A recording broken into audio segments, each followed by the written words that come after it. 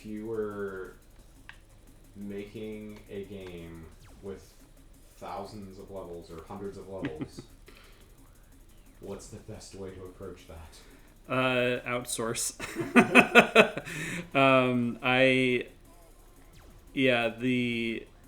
The idea of doing this all by myself was not going to happen. So this Emmy Saves the Galaxy, I think, was it being a team project with a team of 3 people. I think worked much better than a solo effort. I think I would have run out of ideas long before I hit 1,000 if I was trying to design the core game loop and do all the art and design 1,000 levels. I think I would have run out of steam pretty quickly.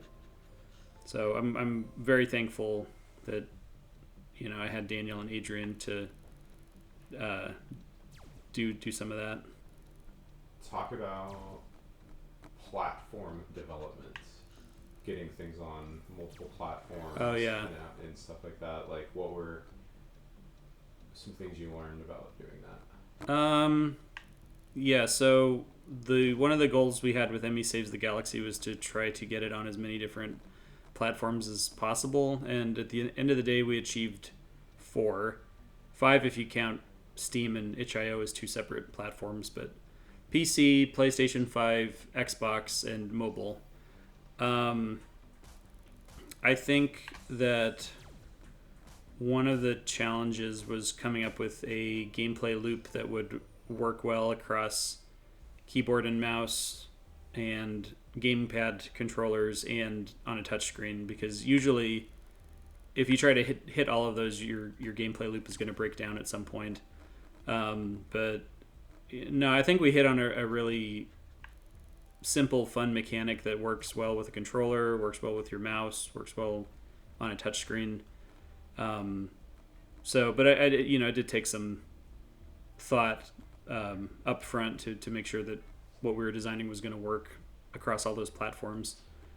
I think one of the biggest challenges for console development, it actually doesn't have anything to do with the game development proper. It's just learning all of the different processes that you have to master for getting through, all the paperwork and all the testing and all of the things that don't necessarily have anything to do with the game itself.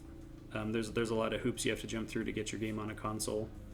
What did you learn going from games always working on yourself to Mm-hmm. hey, there's multiple people?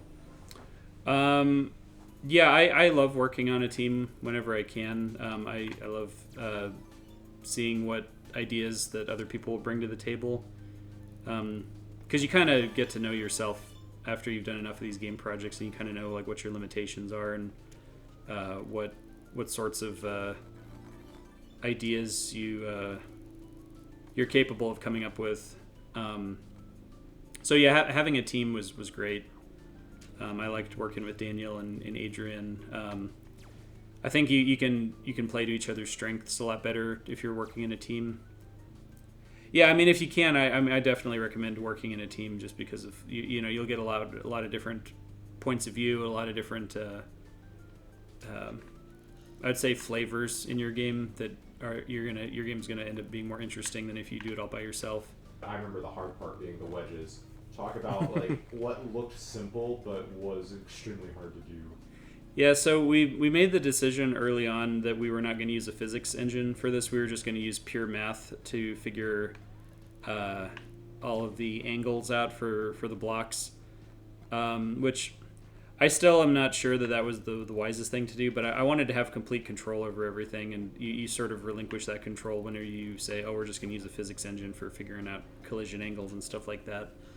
But yeah, the triangle wedge blocks... Yeah, see, now I'm on a level without wedges now that I'm talking about it. But the triangle wedges ended up being one of the most difficult things to figure out.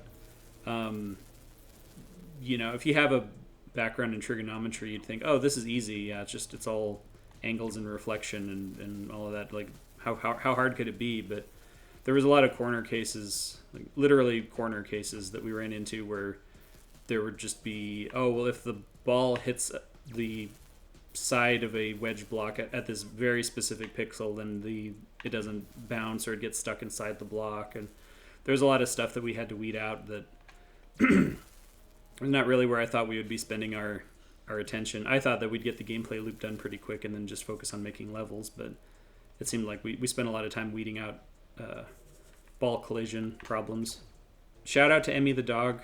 We could not have made this game without real life Emme. Daniel would come over every Friday and we would work on this, and Emme would patiently sit on the floor and watch us make her game. So shout out to Emme.